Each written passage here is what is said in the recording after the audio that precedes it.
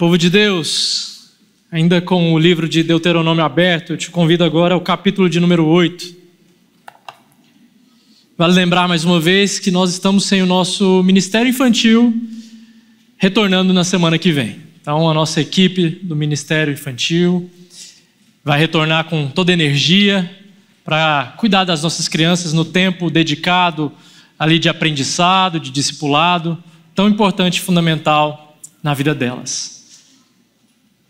Então peço a sua atenção para com o seu filho, para que a gente tenha um tempo harmonioso aqui. E é bom, igreja, é bom escutar o choro, é bom escutar até mesmo as birras. Você pode pensar que não, mas isso significa que o Senhor está nos dando mais uma geração do seu povo. Isso é bom demais. E tem tudo a ver com o texto que a gente vai pregar, que nós iremos meditar nessa noite, Deuteronômio capítulo 8. Farei leitura parcial agora e depois nós leremos por completo até o verso de número 20. Deuteronômio capítulo 8 diz assim a palavra de Deus: Tenham o cuidado de cumprir todos os mandamentos que hoje lhes ordeno, para que vocês vivam, se multipliquem, entrem e tomem posse da terra que o Senhor prometeu sob juramento aos pais de vocês. Lembrem-se de todo o caminho pelo qual o Senhor, seu Deus, os guiou no deserto durante esses 40 anos, para humilhar vocês, para pôr vocês à prova, para saber o que estava errado no coração de vocês, se guardariam ou não os seus mandamentos. Ele humilhou vocês, ele os deixou passar fome, ele os sustentou com maná, que vocês não conheciam e que nem os pais de vocês conheciam, para que vocês compreendessem que o ser humano não viverá só de pão, mas de tudo que procede da boca do Senhor. Durante esses 40 anos, as roupas que vocês usavam não envelheceram, e os seus pés não ficaram inchados. Portanto, saibam em seu coração que, assim como um homem disciplina o seu filho, assim o Senhor, seu Deus, disciplina vocês. Guardem os mandamentos do Senhor, seu Deus, para que vocês andem nos seus caminhos e o temam. Por enquanto, vamos orar mais uma vez. Senhor Deus Pai, nossa oração é que a palavra do Senhor encontre morada em mentes e corações, para que sejamos afiados, melhores adoradores, em nome de Jesus. Amém. Se o ano de 2025, esse ano que se iniciou, te trouxesse calmaria, tempos de tranquilidade, paz, bonança e prosperidade, o seu relacionamento com o Senhor melhoraria ou pioraria? Como assim, pastor? Com certeza melhoraria. Não seja tão rápido assim na resposta. Deixa a palavra do Senhor examinar você nessa noite. Permita então lembrar de uma das histórias que nós sempre trazemos aqui ao púlpito nos nossos sermões, que é a história contada por C.S. Lewis, As Crônicas de Nárnia. E nessa altura do campeonato você já sabe todo o enredo, você já nos ouviu falar muito de Crônicas de Nárnia. E é claro que a gente tem na obra de C.S. Lewis um paralelo interessante que nos rende boas ilustrações de como nós pensamos a nossa fé, o nosso discipulado. Pois bem, no segundo livro, no segundo volume das Crônicas de Nárnia, no livro O Leão, a Feiticeira e o Guarda-Roupa, nós conhecemos o personagem Edmundo. Eu acho que a essa altura também você já o conhece, já o citamos tantas outras vezes. Edmundo é aquele que tem o primeiro contato com o mundo de Nárnia. A história é muito simples no seu começo e no seu enredo. Nós temos o mundo real, e nós temos um mundo que se descobre através de um guarda-roupas. E uma vez adentrado nesse mundo, nós vemos todo um universo diferente daquele do mundo real. E é nesse universo que Edmundo conhece a feiticeira branca. E a feiticeira promete a Edmundo saciar-lhe, dar conta dos seus desejos, da sua fome. E Edmundo, então, surpreendido por essa feiticeira que se autodenominava a rainha daqueles reinos, ainda meio confuso, sem entender direito do que tudo aquilo se tratava, estava com sede de uma bebida quente. Lembre-se que aquela parte de Nárnia era coberta por neve. E Edmundo ali com sede de uma bebida quente, um profundo desejo de comer. Edmundo lembra muito o crente depois do culto, né? Com muita vontade de comer. Pois bem, Edmundo então, ao ser interrogado sobre o que ele gostaria de comer, sem hesitar ele diz que ele gostaria de um manjar turco. Era esse o desejo dele. E mesmo sabendo pouco depois que a feiticeira era aquela de quem os faunos, os dríades, os anões e os animais não gostavam, ainda assim decidiu ficar ao lado dela e levar os seus irmãos até ela. Pois, nas palavras de C.S. Lewis, lá no fundo, o que mais desejava era voltar para fartar-se daquele maravilhoso jantar. Aquilo, mais tarde, se provou um plano maquiavélico da feiticeira e também um meio pelo qual Edmundo traiu seus irmãos. A partir dessa história se desenrola aqui uma espécie de plano redentivo que é prefigurado e profetizado na figura de Aslan, o leão, que no universo de Lewis é um tipo, um arquétipo da pessoa de Cristo. E enfim, Edmundo vai ser perdoado do seu crime capital, aqui simbolizando obviamente o pecado, e Aslan, o leão, vencerá todo o mal. O ponto que eu gostaria de resgatar aqui nessa ilustração é o quanto Edmundo é traído pelo seu próprio instinto de prosperidade, de fartura, de bonança, em meio à sede, em meio à fome. Uma vez que ele provou daquilo que é o bom e o melhor, Edmundo prontamente se esquece dos seus laços, do seu vínculo com os seus irmãos e escolhe o lado errado nessa história. E claro que isso poderia simbolizar e ilustrar muitas coisas na caminhada cristã, no discipulado. Poderíamos falar da queda, do pecado, mas eu quero falar especificamente naquilo que às vezes a gente não presta atenção, que é o nosso desejo. De como nós somos enganados pelas promessas de prosperidade, de bonança, e que quando elas são mal recebidas ou mal encaixadas no nosso coração, elas produzem um efeito que é o efeito de esquecimento de Deus. Nós podemos nos esquecer de Deus, podemos nos esquecer das suas promessas, podemos nos bastar com aquilo que é o bom e o melhor dessa terra e ficar por isso mesmo, antecipando e apontando para a nossa própria ruína espiritual, mesmo que tenha sido o próprio Deus quem nos deu com as suas boas mãos toda a boa dádiva. A gente pode acabar se esquecendo de Deus.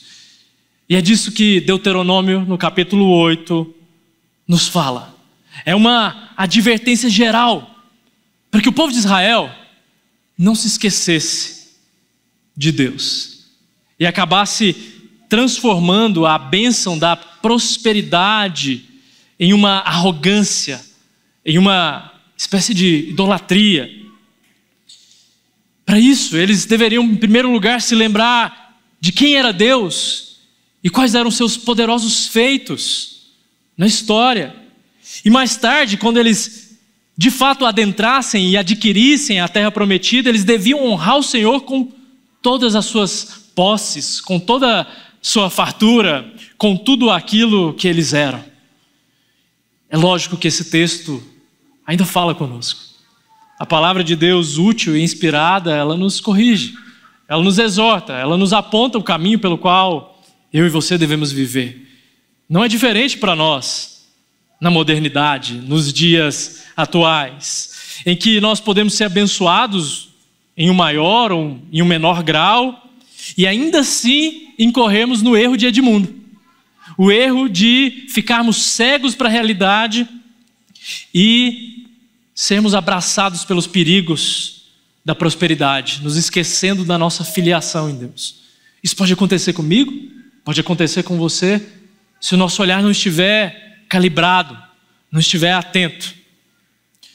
Permita-me então contextualizar um pouco do livro para que você entenda melhor essa passagem. A gente vai ler mais daqui a pouco, os versos até o número 20. Mas quando nós tratamos do livro de Deuteronômio, a gente não pode se esquecer de que esse livro faz parte de um bloco maior, bem maior, que é chamado de Torá, ou lei, instrução. Esse é o significado de Torá. Nós o conhecemos por Pentateuco, são os 5 primeiros livros das Escrituras que estão juntos, estão unidos por causa da sua autoria, por causa das suas fontes, por causa dos seus temas teológicos. Tudo isso amarra os 5 primeiros livros da Bíblia. E o Pentateuco, então, ele nos conta uma história coerente, uma história completa, que deve ser vista a partir da perspectiva de uma aliança que Deus faz com o seu povo. É assim que a gente lê todas as Escrituras, obviamente, mas com um olhar concentrado nesses 5 primeiros livros da Bíblia, em que essa aliança ela está sendo demonstrada para nós. Então, nós vemos o que Deus faz com o seu povo a partir de pessoas específicas. É assim que o Antigo Testamento vai se desenrolar, até que se achegue a um povo unido, um povo étnico, chamado Israel, e esse povo deve ao Senhor adoração. Então, a aliança, ela sempre foi o intuito de Deus para o relacionamento conosco, com o seu povo. E nos moldes da teologia bíblica reformada, conforme nós pregamos e expomos, nós compreendemos que essa aliança, na verdade, é um pacto. Deus faz um pacto, no qual Ele é o próprio mantenedor. Ele é o próprio garantidor. Esse pacto ele envolve promessas e ele envolve o próprio relacionamento de Deus para com o homem. É assim que nós enxergamos o panorama das Escrituras desde o seu começo no livro de Gênesis. E o bloco no qual esse texto aqui está inserido é a segunda parte do Pentateuco. O Pentateuco tem uma divisão peculiar, interessante. O primeiro bloco, ele é de Gênesis capítulo 1 até o capítulo 11. E o segundo bloco é todo o resto, de Gênesis capítulo 12 até Deuteronômio capítulo 34. São os 2 blocos que nós temos no Pentateuco. Então, primeiro nós compreendemos a criação de Deus, o que Deus faz ali no intermédio dos primeiros seres humanos, e depois nós compreendemos a aliança que Deus faz com Abraão e um anseio de uma restauração entre o divino e o humano, entre Deus e o homem. Essa é a perspectiva do segundo bloco do livro de Deuteronômio. E é a partir de Gênesis capítulo 12, versos 1 a 3, que nós vemos os principais focos narrativos do livro, que você precisa saber. A aliança de Yahvé, a posteridade de Abraão, esses são os temas. A eleição, a graça divina e a concessão da terra prometida. Esses são os maiores temas que aparecem na Torá, no livro do Pentateuco. E o livro de Deuteronômio, como é por sua característica, se mostra então como essa narrativa de um povo que está nascendo. O povo de Israel, uma nação israelita que agora precisa se lembrar de Deus, se lembrar dos seus feitos enquanto vão caminhando. Enquanto vão numa trajetória de discipulado com Deus. E nessa trajetória tem promessa. Tem uma promessa de prosperidade, de estabilidade na terra. E mais do que isso, tem uma promessa, desde Gênesis capítulo 3, em que viria aquele que restauraria tudo. Não somente a terra tombada e tomada, mas restauraria todas as coisas. Aquele que viria e pisaria na cabeça da serpente. Claro que nós estamos falando do Filho do Senhor Jesus. Mas essa história primeira aqui das Escrituras, que está percorrendo aí desde o Gênesis, nos mostra esse Deus que se revela formando cidadãos do reino. É assim que a gente interpreta. E encontra aqui um elemento estruturante de como Deus deve ser adorado. Deus, na sua revelação, se mostra como Ele quer ser adorado. Como que esse povo escolhido deve se portar diante de Deus. E aí o livro vai nos mostrar uma série de discursos aqui proferidos por Moisés, que vão falar ao coração da geração que sobrevive ao Êxodo, dando a eles um senso enorme de responsabilidade, para que eles sejam fiéis à aliança, fiéis ao pacto. E dessa maneira, eles serão abençoados com as dádivas de Deus na terra prometida. É nessa perspectiva, ou nessa estrutura que o livro está nos mostrando aqui, que Yahvé, o Deus de Israel, se mostra como o Deus forte, provedor, porque Ele é rei, Ele é juiz, Ele é Senhor, Ele é o forte guerreiro, e é assim que o adoramos, desde sempre. Enquanto Israel, e aqui nós podemos assumir ou nos colocar nesse lugar, é um servo que tem a obrigação de ouvir, de obedecer e de servir. É assim que nós vivemos a nossa vida diante de Deus. E a nossa compreensão desse livro, ela se torna ainda mais interessante e importante quando nós entendemos que a teologia do Antigo Testamento, ela está toda vinculada ao livro de Deuteronômio. Porque esse livro expressa a lei do Senhor. Esse livro expressa caráter de Deus. Esse livro expressa também o relacionamento entre Deus e o homem. Então é um livro que você não pode passar batido por ele. Daqui a pouco você vai logo chegar na sua leitura anual bíblica no livro de Deuteronômio, e quando ele vai se alongando, a tendência é que você comece a ficar desanimado. Não desanime na leitura de Deuteronômio, prossiga, você vai encontrar riquezas na palavra de Deus. Mas conforme eu disse, essa estrutura básica aqui, ela ainda tem outra estrutura. Tem a estrutura da Torá e tem a estrutura do livro. O livro é uma série de 3 discursos de Moisés. O primeiro diz respeito ao que Deus fez, lá no capítulo 1, a partir do verso 1 até o capítulo 4, verso 43. O segundo discurso é sobre a lei propriamente de Deus.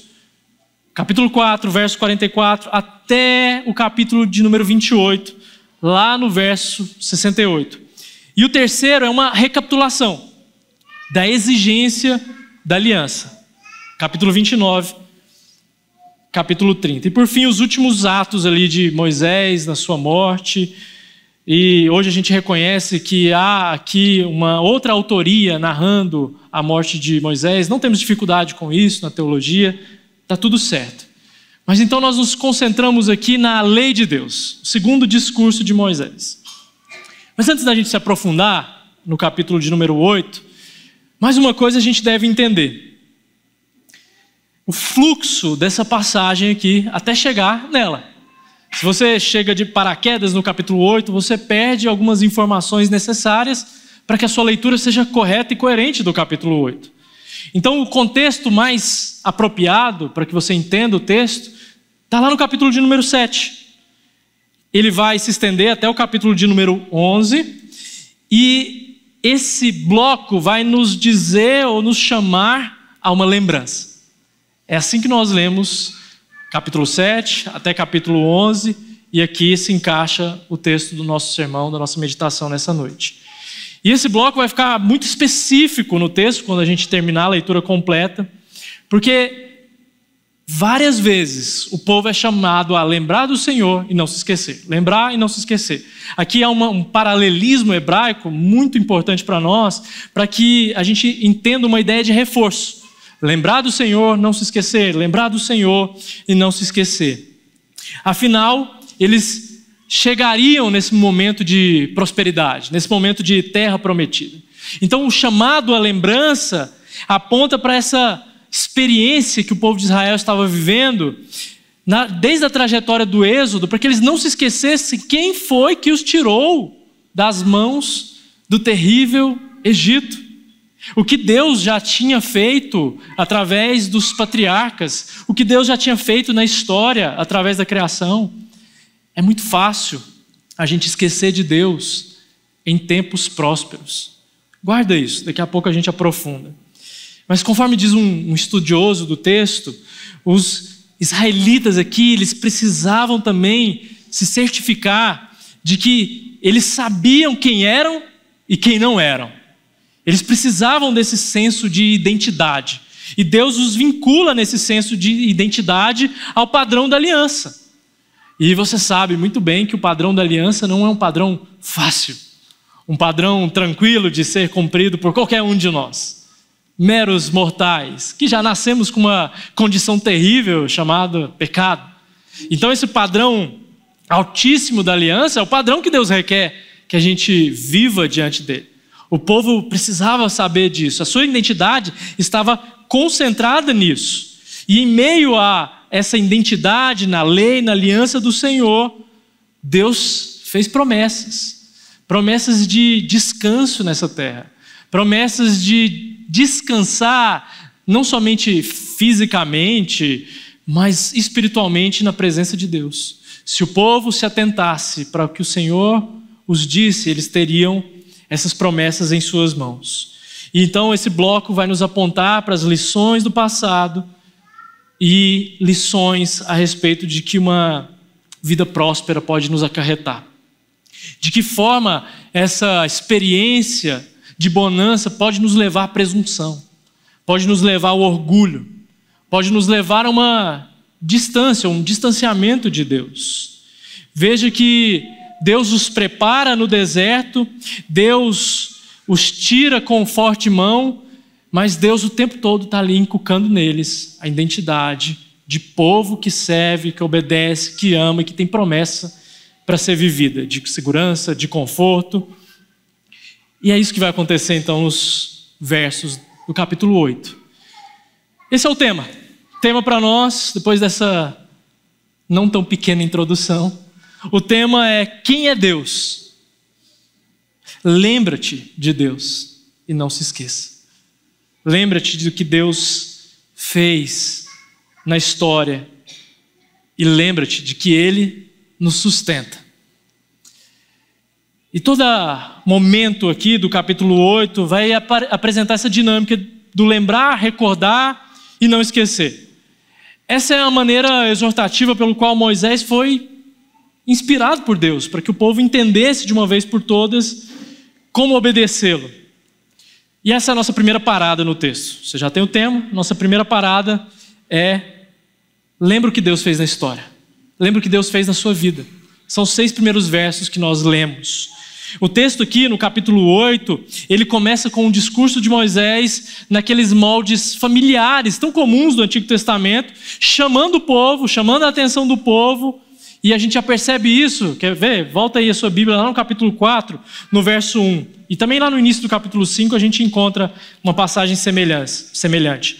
Olha como Moisés exorta o povo, os chamando ao compromisso, à lembrança. Agora, pois, ó Israel, ouça os estatutos e os juízos que eu lhes ensino, para que vocês os cumpram, para que vivam, entrem e tomem posse da terra que o Senhor, o Deus de seus pais, está dando a vocês. Agora, ouve, ó Israel. Ao dizer, me ouçam, escutem o que eu, Moisés, vos tenho a dizer, que é o que o texto está nos apresentando, há o posicionamento desse líder aqui como um mediador do povo e de Deus. Veja que essa convocação de Deus para a obediência, ela não é abstrata. E eu sei que você já se perguntou em algum momento, por que Deus não desce e escreve lá na Times Square, coloca lá nos LEDs de Nova York, a sua lei para que todos obedeçam? Por que Deus não faz isso de uma maneira tão clara e visível que não haja dúvida em nenhum ser humano? Eu sei que você já se perguntou, talvez não com essa ênfase, mas você já se perguntou por que Deus não vem, desce e Ele mesmo explica o plano redentivo para a humanidade. Deus não faz isso porque Deus não o quer fazer de uma forma abstrata, de uma forma em que não envolva gente, de uma forma que não envolva pessoas. Então Deus dá os seus estatutos, os seus mandamentos, as suas advertências, as profecias através de gente. E Deus continua fazendo isso hoje, através dos pastores, da liderança, de gente que discipula a sua vida, Através da palavra dele, claramente. A gente não faz isso num vazio, a gente não faz isso a partir de uma outra perspectiva que não seja a palavra de Deus, mas Deus usa gente, Deus usa pessoas, Ele quis que fosse assim. No seu conselho trinitariano, no seu plano de comunicação do Evangelho, Ele quis envolver gente, Ele quis te envolver, Ele quis usar a mim e a você para que nós fôssemos comunicadores da mensagem do Evangelho. Você entendeu agora o porquê? Deus não faz de uma forma abstrata, rasgando os céus, talvez com um grande trovão. Sim, Ele o fará em uma última instância, na sua ira, quando o Senhor Jesus voltar para buscar os seus, houver o encontro da igreja com o povo nos ares, todo olho verá. A palavra nos garante isso. O apóstolo Paulo discorre sobre isso lá em Tessalonicenses. Mas no plano de comunicação do Evangelho, Deus envolve gente. Deus nos envolve para que a gente entenda. E Deus envolve líderes que têm a autorização do Senhor para dizer: escutem o que a palavra está dizendo. Escutem o que o Senhor diz. Escute a maneira pela qual Ele quer ser adorado, a maneira pela qual você deve viver sua vida. É por isso que você não deve se distanciar de uma vida de pastoreio. É muito triste, meus irmãos, quando nós temos irmãos que gradativamente vão se afastando da vida de pastoreio, ou por causa de uma desilusão, ou porque acham que a vida pertence somente a si e não tem que prestar contas para ninguém. Então, ninguém pode falar na minha vida, os meus problemas são meus, não quero que ninguém chegue perto. Essa não foi a vida que Deus intentou para o seu povo. Deus intentou uma vida para que a gente fosse instruído, pastoreado, exortado, se preciso fosse, disciplinado, chamado a atenção. E isso não é ruim, isso é para o nosso próprio bem. Assim diz a palavra de Deus. Veja que perspectiva maravilhosa, então, para a gente viver a igreja no ano de 2025 com integralidade, com verdade. Não somente vir no domingo, sentar, ouvir boa música, um bom sermão, voltar para casa distante do resto do povo de Deus, distante dos seus líderes e pastores. Não viva assim o seu ano. Viva uma vida próxima, uma vida aberta, no qual você presta contas, não porque você precisa prestar conta para homens, mas porque assim você está prestando contas para Deus. Então essa convocação para a obediência, meus irmãos, ela é para nós também. Aqui no texto ela está atrelada a uma promessa de prosperidade. E essa promessa, ela estava ali, vez ou outra, nos ouvidos dos israelitas, porque já havia sido prometido aos seus antepassados, de que eles herdariam uma boa terra, ali eles construiriam uma grande nação. Uma palavra de destaque que aparece aqui nessa convocação mosaica é a palavra mandamento. Mandamento está bem claro aí nas escrituras, nesse trecho, nessa passagem, no livro de Deuteronômio. E numa tradução literal, significa ordenança, ordem. Apesar de muitas traduções o colocarem no plural, os mandamentos, a forma que aparece aqui é no singular. Toda a ordenança de Deus. E essa palavra, ela nos diz que nós temos uma maneira pela qual devemos viver diante de Deus. É isso que ordenança significa nas Escrituras, no Antigo Testamento, mas também no Novo Testamento. A primeira aparição lá em Gênesis, no capítulo 26, no verso 5, já tem esse teor de que Deus estabeleceu a sua vontade, e essa vontade tem a ver com bênção, tem a ver com abençoar aqueles que guardam os seus mandamentos, conforme é dito, de Deus para Abraão. É assim que é dito. E Deus promete então multiplicar, aumentar a descendência de Abraão, porque esse obedeceu os mandamentos do Senhor. E talvez aqui você fique um pouco intrigado. Uai, pastor, você está me dizendo então que existe uma espécie de barganha com Deus? Existe uma obediência que me leva à prosperidade? Então tá certo. Então amanhã mesmo eu vou começar minha devocional, porque se tudo der certo, no final do ano eu estou de carro novo, estou de casa nova. Não é isso que o texto diz. Não é esse tipo de obediência mesquinha e interesseira. Esse tipo de obediência, buscando uma espécie de favor de Deus apenas pelo que Ele pode dar, Deus rejeita. Ele diz, inclusive, na sua palavra, que Ele não está interessado nos nossos sacrifícios e holocaustos, se do nosso coração isso é feito de uma maneira negligente, interesseira, mesquinha, distante dele. Não é esse tipo de obediência que Deus abençoa. E nem é esse tipo de obediência que é pautado aqui nas Escrituras. Claramente há promessas de Deus para a obediência no Antigo Testamento, e há promessas específicas aqui para um povo específico a respeito de prosperidade. Mas eu quero corrigir a sua visão, talvez, de como nós enxergamos essa obediência. Porque é comum até na criação dos nossos filhos a gente vincular obediência com uma espécie de barganha, mas sem se dar conta de que o saldo nunca é suficiente. O seu filho, a sua filha, e não importa a idade talvez, nunca vai conseguir, pelo menos na fase primeira de vida, adolescência, juventude, suprir ou barganhar com você pelo seu papel de pai e mãe.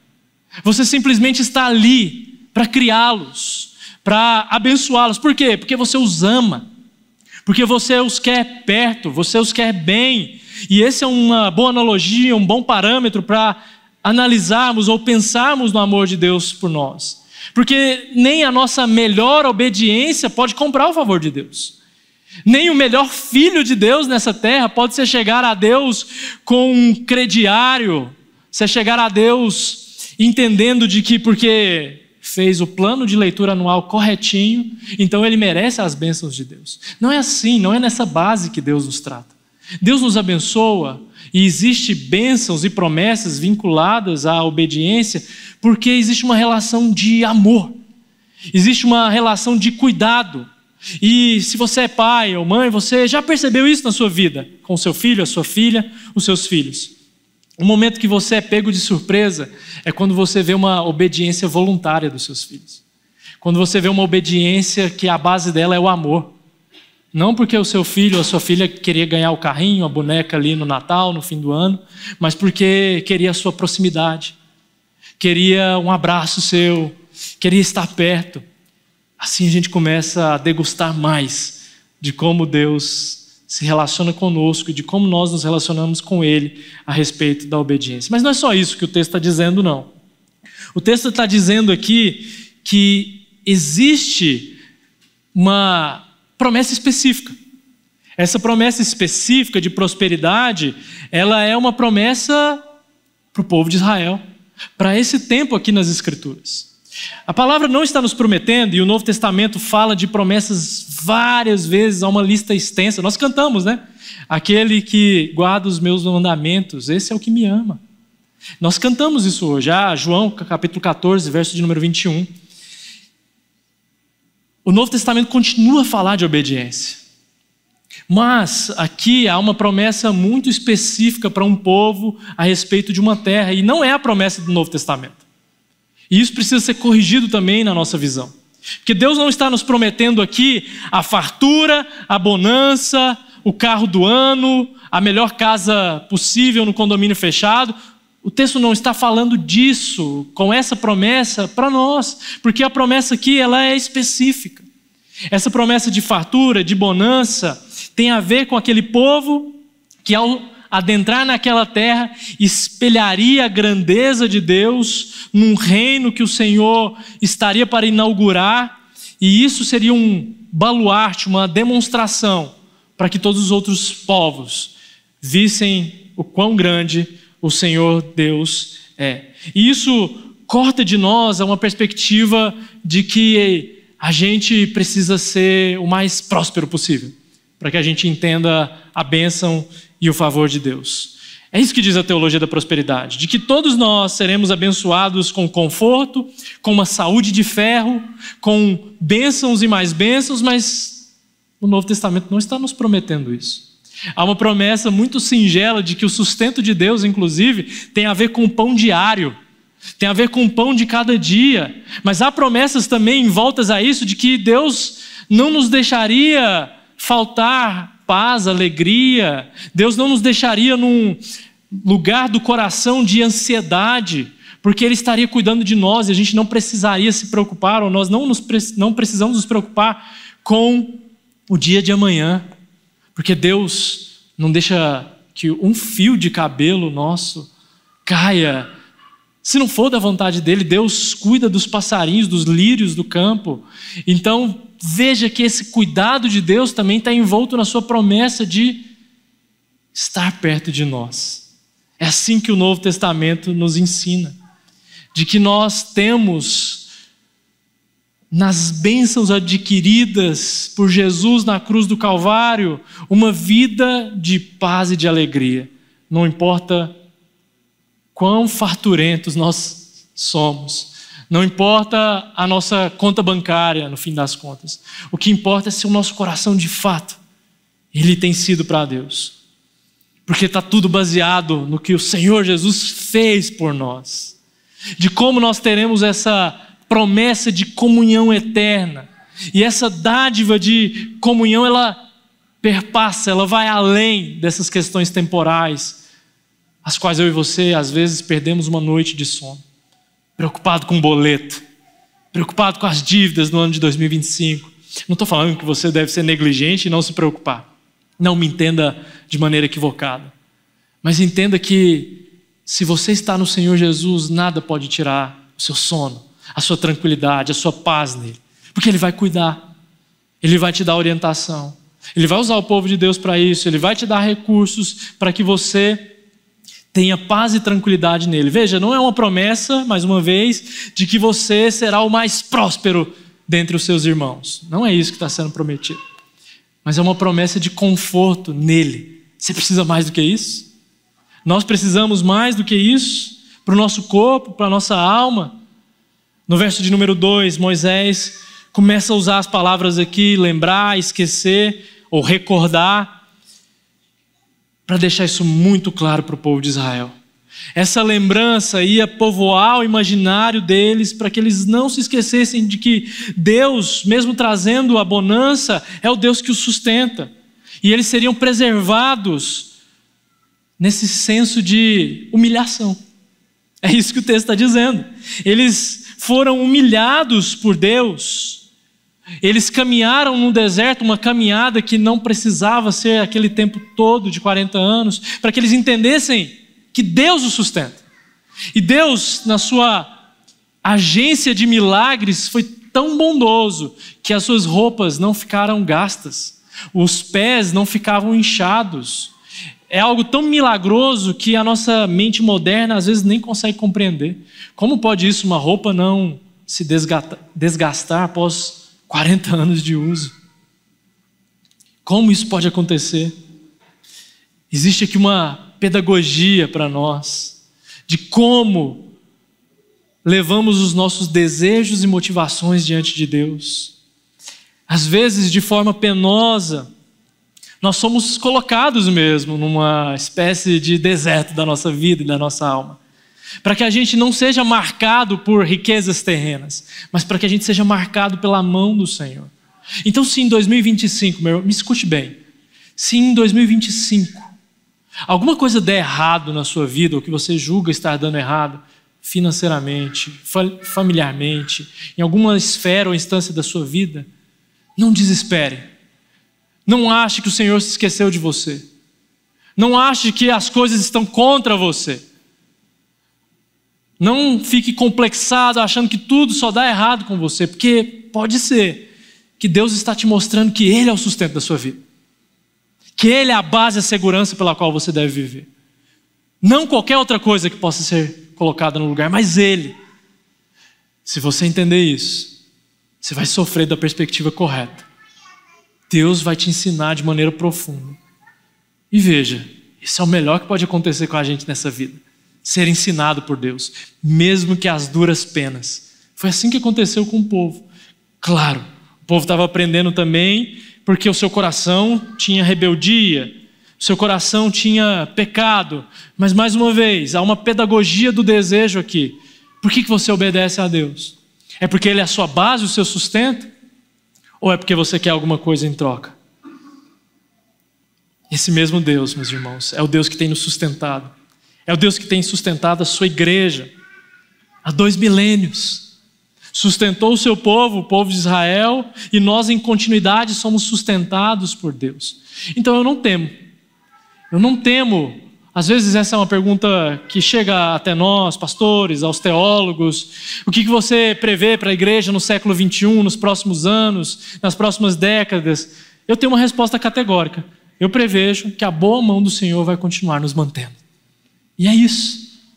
Mesmo que a gente seja encarcerado, mesmo que a gente sofra com a nossa liberdade, mesmo que a nossa voz seja cerceada, o Senhor vai continuar mantendo a sua igreja.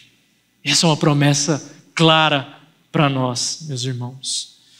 O verso de número 3 nos diz aqui que Deus provando o seu povo no deserto é o Deus que nos diz que nós seremos sustentados por Ele.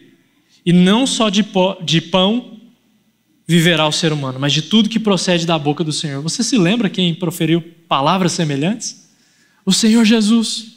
O Senhor Jesus, na sua tentação no deserto, ele proferiu exatamente essas palavras. Você pode ler lá no relato de Mateus capítulo 4, Lucas também, capítulo 4, em que Jesus deu para nós ali, mas fazendo referência ao texto de Deuteronômio, a base pela qual nós vivemos: dependência de Deus. Então deixa eu te perguntar algo bem tranquilo. Como é que vai ser sua dieta para 2025? Como assim, pastor? O que isso tem a ver? A sua dieta espiritual. A palavra de Deus diz que nós não viveremos só de pão, e aqui há uma analogia para todas as outras demais coisas, mas que nós dependemos da palavra de Deus. Então como é que vai ser a sua dieta espiritual para esse ano? Como é que vai ser a sua busca? Você já começou? O que você está esperando para começar? O que você está esperando para buscar o Senhor com intensidade? Eu falei isso no último sermão anterior à da virada no ano passado. Não é o calendário que nos muda, não é a virada de ano que nos muda, mas é um marco na nossa vida, é um tempo oportuno para a gente fazer uma reflexão. É um tempo para você analisar a sua vida e se perguntar: você tem sido profundo no relacionamento com Deus? Deus fez isso com o seu povo para que eles não se esquecessem, para que eles entendessem que eles eram cuidados pelo Senhor. Então deixa eu caminhar um pouco mais com você para que a gente conclua. A segunda parada nossa, nos versos de 7 a 10, diz: lembra-te das promessas de Deus. Lembre-se de que Deus é um Deus de promessas. Versos 7 a 10, acompanha comigo aí a leitura. Porque o Senhor, o Deus de vocês, os faz entrar numa terra boa, terra de ribeiros de águas, de fontes, de mananciais profundos, que saem dos vales e das montanhas, terra de trigo e cevada, de vinhas, figueiras e romãzeiras, terra de oliveiras, de azeite e mel, terra em que vocês não terão escassez e em que não lhes faltará nada, terra cujas pedras são ferro e de cujos montes vocês extrairão cobre. Vocês comerão e ficarão satisfeitos e louvarão o Senhor seu Deus pela boa terra que Ele lhes deu. Veja que ao nos lembrarmos das promessas de Deus, e aqui já falei, há uma promessa específica de prosperidade, de terra, mas quando nós nos lembramos das promessas do Novo Testamento, de um Deus que cuida, de um Deus que na pessoa do Filho há de retornar para nos buscar, isso traz esperança para o nosso viver. Isso traz a base segura pela qual eu e você acordamos amanhã pela manhã, para seguirmos as nossas vocações, a nossa carreira, o nosso trabalho. Porque se isso não estiver no seu coração, a sua tentativa vai ser colocar qualquer outra coisa no lugar. Talvez você fique motivado no fim do dia porque você tem uma academia e você vai liberar endorfina no seu corpo, e essa é a base pela qual você está vivendo. Ou então você está vivendo porque você quer concluir uma meta, um objetivo, um sonho. Mas essas bases, elas não são seguras para a gente viver a nossa vida. Mas lembrar das promessas de Deus o são.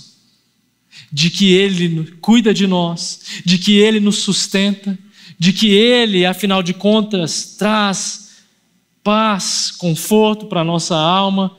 O povo precisava saber disso. É interessante que essa promessa específica Mais tarde, ela é datada na arqueologia. De fato, a Terra Prometida tinha tudo isso mesmo. As pedras aqui descritas, o ferro, o cobre, tudo isso tinha naquela terra que o Senhor prometeu. Mas uma coisa eles precisavam saber, de que essa não seria a base pela qual eles viveriam, mas de que o Senhor foi o Deus que deu tudo aquilo para eles. Transportando isso para nós, no dia de hoje, a promessa de Deus é que há uma eternidade para ser vivida. A promessa mais profunda que a gente possa encontrar para que os nossos dias não sejam vazios, sem significado, mas sejam encontrados com profundidade no Senhor Jesus, é de que nós estaremos com Ele, num lugar chamado Nova Jerusalém, novos céus e nova terra, um lugar restaurado, um lugar redimido, um lugar em que, se houve fartura na terra em algum momento, como aqui na Terra Prometida, lá nós nem podemos imaginar. As Escrituras dão perspectivas para nós. As Escrituras apontam para ouro, ruas de ouro, aponta para uma árvore cujo fruto cura todas as nações. Mas sabe o que é mais precioso disso tudo? É que nessa promessa de eternidade, nós estaremos com o Senhor Jesus para sempre. É isso que anima o seu coração. É isso que faz o seu coração bater. É isso que dá sentido para a sua vida. É isso que dá sentido para o seu trabalho, para a criação dos seus filhos, até mesmo para os seus sonhos. É isso que o seu coração antecipa dia e noite quando você busca o Senhor? Ou você já se esqueceu do Senhor? Já se esqueceu das promessas? Já se esqueceu dessa promessa de eternidade? Por fim, o texto vai dizer para não nos esquecermos de Deus nos dias bons. Deus vai dizer, através da sua palavra, para que nós não o esqueçamos nos dias de bonança. Versos 11 a 16. Tenha o cuidado de não se esquecer do Senhor, seu Deus, deixando de cumprir os seus mandamentos, os seus juízos, os seus estatutos, que hoje lhes ordeno. Não aconteça que depois de terem comido e estarem fartos, depois de haverem edificado boas casas e morado nelas, depois de se multiplicarem o seu gado e os seus rebanhos, e aumentar a sua prata e o seu ouro, e ser abundante tudo o que vocês têm, se eleve o seu coração e vocês se esqueçam do Senhor, seu Deus, que os tirou da terra do Egito, da casa da servidão, que os conduziu por aquele grande e terrível deserto de serpentes abrasadoras, de escorpiões e de aridez, onde não havia água, e que fez sair da rocha para que vocês beberem, que no deserto sustentou com maná, que os pais de vocês não conheciam, para humilhar vocês, para pôr vocês à prova, e afinal, lhes fazer bem. Nessa última etapa do texto, a expressão que tem destaque é não te esqueças, ou não se esqueça, para ficar numa linguagem mais próxima a nós. Nós veremos aqui que esquecer de Deus é o mesmo que ignorá-lo. É o mesmo que ignorar que há um Criador, um sustentador de todas as coisas, a quem nós devemos rendição. E nós podemos ignorar a Deus. Nós podemos ignorar a Deus se tudo vai bem.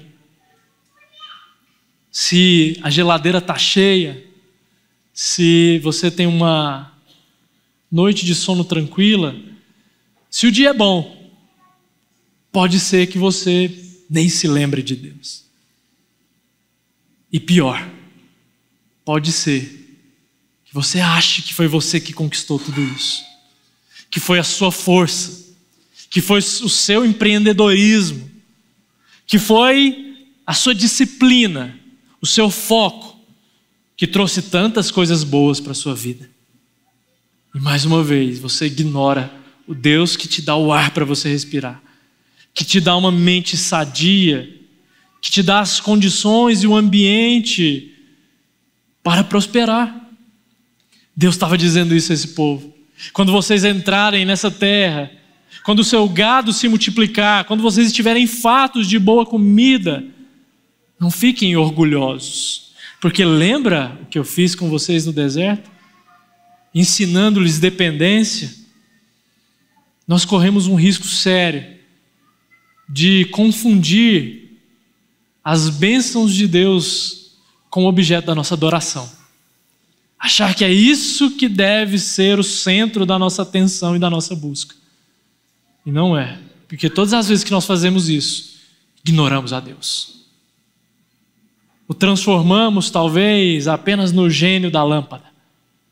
Capaz de abençoar e de dar, mas não muito mais do que isso em nível de compromisso de relacionamento. Deus está nos dizendo, não se esqueça. Se o seu 2025 for um ano próspero, for um ano no aumento das suas contas, for um ano da chegada de mais um filho, se for um ano em que você vai contar muitas bênçãos e que alegria por isso, não se esqueça de Deus. Não se esqueça. Comece o seu dia se lembrando dele. Lembrando de que só ele é digno de adoração, de todo louvor. Não caia numa idolatria barata de si mesmo. Não ache que é o acordar às 5 da manhã na força do seu braço que vai trazer as melhores coisas para a sua vida. Nada contra acordar às 5 da manhã se é o horário que você gosta. Nada contra tomar banho gelado se é o que você gosta. Mas não pense que é isso que vai trazer a prosperidade para a sua vida na força do seu braço. Porque se o Senhor der, é Ele quem deu. E é Ele quem você deve adorar. Não se esqueça de Deus. Não se esqueça do seu sustento. Eu quero terminar o texto aqui aplicando cristologia para nós. Porque tudo isso, lembrar e não se esquecer, tem a ver com um momento chave na história. De quando Deus se fez servo, servo sofredor.